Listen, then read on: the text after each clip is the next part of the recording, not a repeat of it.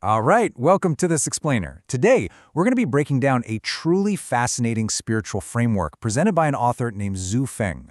We're looking at a text called 36 Bagua Arrays, the Gravitational Array, which takes a concept we all think we completely understand, gravity, and just entirely redefines it. So instead of just looking at gravity as, the physical force that keeps our feet planted on the ground, this framework expands it into a massive metaphysical system that literally dictates the flow of life, death, and spiritual freedom. It's a pretty profound shift in perspective, so let's map out this complex metaphysical landscape and see exactly how it works.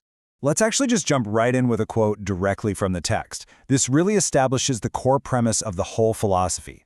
Xu Feng writes, "Everything in the universe is bound, or rather protected, by gravity." Now, take a second to think about that phrasing. It doesn't just say gravity pulls us down, it says gravity protects us.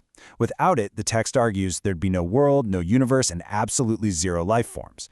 Gravity is positioned here as the fundamental glue of existence, acting as both a cosmic jailer that binds us and a cosmic guardian that keeps the whole universe from just falling apart. So, here is our roadmap for today's explainer. We're going to cover the two types of gravity, dive into the gravitation array itself, look at transcending the physical body, severing spiritual debts, and finally, reaching the Pure Land. Let's get right into it. Starting off with Section 1, two types of gravity, material versus non-material. It's pretty fascinating how the author pivots away from the standard physics we all learn in school to introduce this parallel spiritual concept. On one hand, we have material gravity. This is your textbook definition, the attraction between physical objects driven by mass and distance. It's the literal force confining our physical vessels to planet Earth. But then the text introduces non-material gravity, and this is the spiritual counterpart. Instead of being driven by mass, this non-material gravity is driven by the debts you owe and the favors you'd exchanged with nature, with other life forms, and with other people. Just like physical mass anchors your body, these invisible spiritual debts act as an absolute anchor for your soul, confining you to the continuous cycle of reincarnation. Moving on to Section 2, the Gravitation Array and the Mechanics of Confinement. So with those two distinct forces established, how does this actually operate to keep us trapped? Well, the text defines the gravitation array as the state when either material or non-material gravity confines and protects entities within a specific spacetime, effectively preventing their escape. Think of it like a giant, invisible, interlocking grid. According to the text, humans are simultaneously bound by both types of gravity within this array.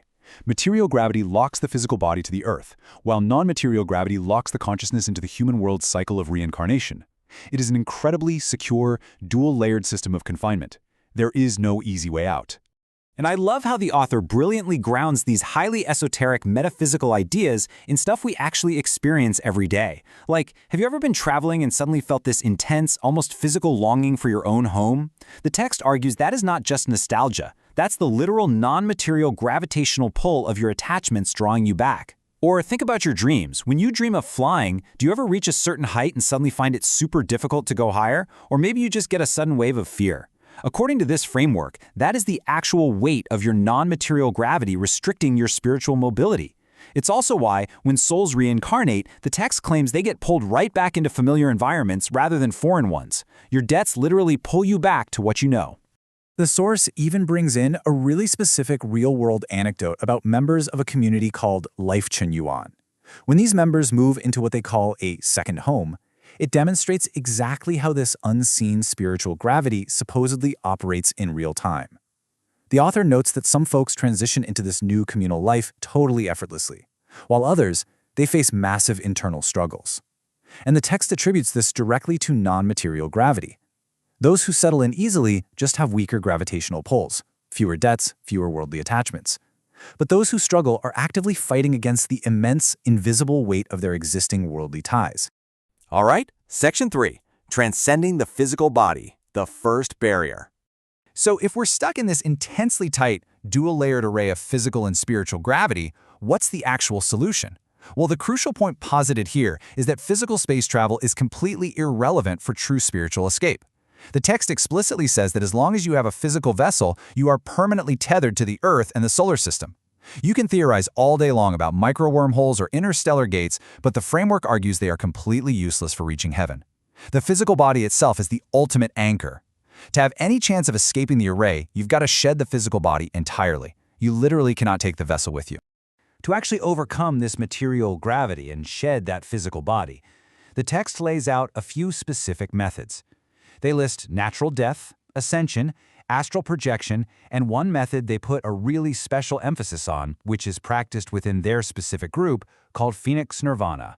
Now, I know Phoenix Nirvana sounds exactly like something straight out of traditional Buddhism, but actually, the framework uses it in a distinctly different way. They're super clear that it shouldn't be misinterpreted based on historical Buddhist definitions. They state their version is completely unique in both its nature and its practical method. They don't give us all the exact mechanics here, but the main takeaway is undeniable. Shedding the physical body is step one, and they believe they have a highly specific process to make that happen. Which brings us to Section 4. Severing spiritual debts, the final anchor.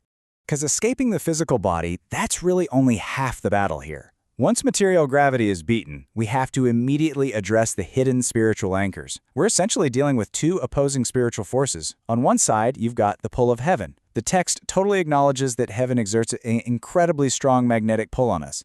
It's why so many of us naturally yearn for a higher spiritual existence. But on the other side, you've got the pull of past lives. This is the gravitational weight of all those debts you owe in the world of reincarnation. And the framework argues that the reason it's so impossibly difficult to reach heaven isn't because heaven rejects you.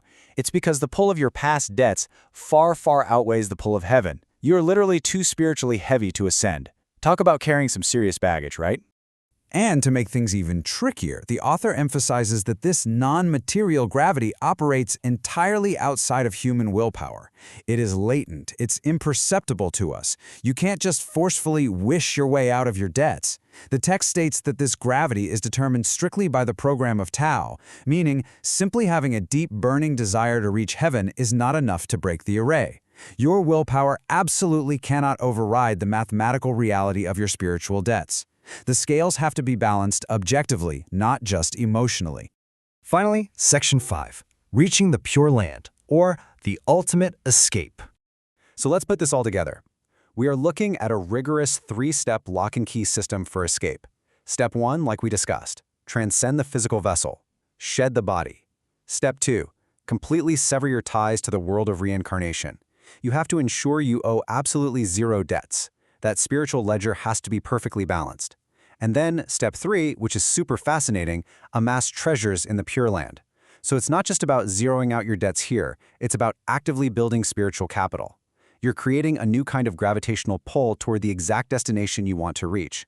You cut the anchors pulling you down and you basically throw a grappling hook upward.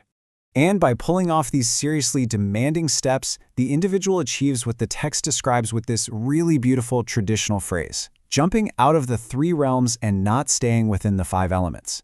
It represents this ultimate state of eternal happiness, complete detachment from the gravitation array, and true unbound spiritual freedom. The mechanics of confinement are finally broken for good. As we wrap up this explainer, I really want to leave you with a provocative thought to chew on, based on this entirely unique worldview. If non-material gravity is truly measured by the debts and favors you exchange with the world around you, what invisible forces are currently anchoring you to your present life? What are the subtle weights keeping you exactly where you are right now? It's a fascinating lens to view our daily interactions and our deepest attachments through. Thank you so much for joining me to decode this incredible text. Keep questioning, keep learning, and I'll catch you in the next explainer.